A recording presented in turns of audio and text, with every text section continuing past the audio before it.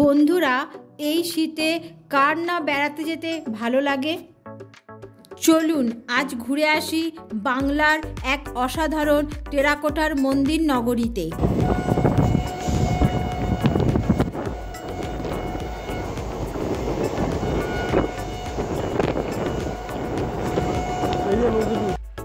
কৃষ্ণনগর থেকে চেপে বসলাম আজিমগঞ্জের ট্রেনে।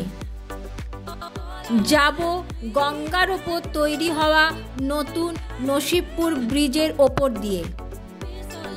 এই ব্রিজটি কলকাতা থেকে উত্তরবঙ্গ যাওয়ার পথ খুব সহজ করে দিয়েছে।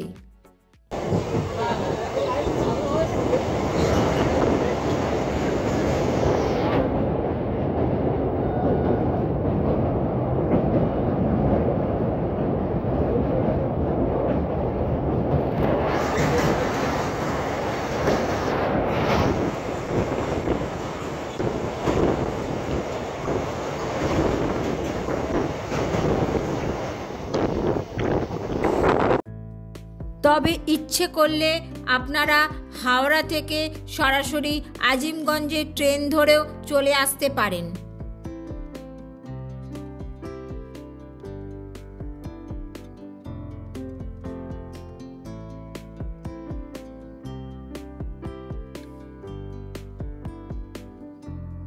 আজিমগঞ্জ থেকে একটি টোটো নিয়ে আমরা চললাম বড়নগরের পথে। পৌঁছে গেলাম বড়নগরে। নাটোর রাজবংশের রানী ভবানী এখানে বেশ কিছু অসাধারণ পোড়ামাটির কারুকার্য করা মন্দির নির্মাণ করেছিলেন। আমরা প্রথমেই এলাম চার বাংলার মন্দিরে। এখানে রয়েছে 4টি মন্দির।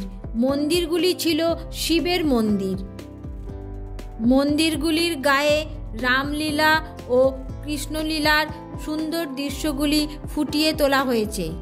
এছাড়াও রয়েছে শিবের মূর্তিও। মন্দিরের পাশেই বয়ে চলেছে গঙ্গা। এখানেই আমরা বেশ কিছুক্ষণ বিশ্রাম নিলাম।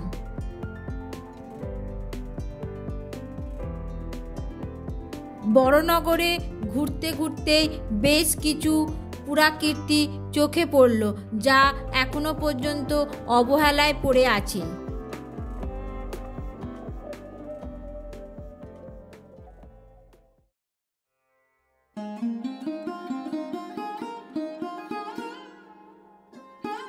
এরপর চলে এলাম ভবানীশ্বর মন্দিরে। মন্দিরটি রানী ভবানীর কন্যা তারাসুন্দরী 1755 সালে তৈরি করেছিলেন। এই মন্দিরের সবচেয়ে বড় বৈশিষ্ট্য হল মন্দিরটির ছাদটি উল্টানো পদ্মের মতো।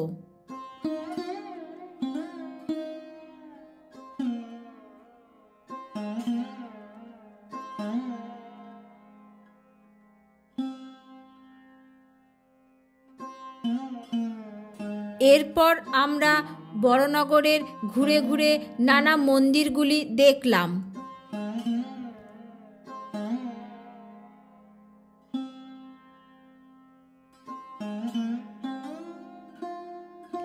এরপর আমরা পৌঁছে গেলাম গঙ্গেশ্বর জোড়বাংলা মন্দিরে।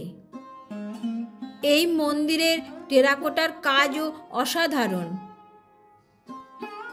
সত্যি পশ্চিম বাংলার আনাচে কানাচে ছড়িয়ে রয়েছে এরকম কত প্রাচীন নিদর্শন।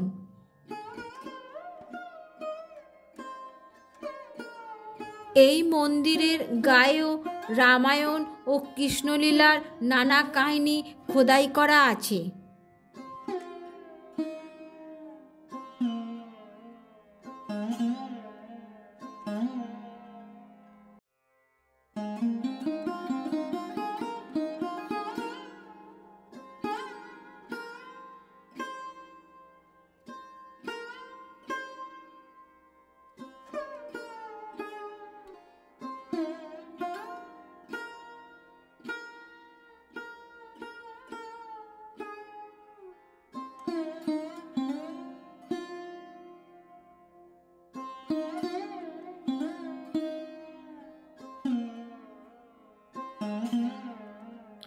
এই মন্দিরে রয়েছে 3টি শিবলিঙ্গ।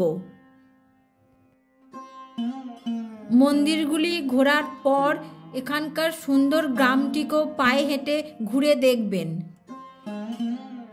2024 সালে এই গ্রামটি পশ্চিম বাংলার সেরা পর্যটন গ্রামের শিরোপা পেয়েছে।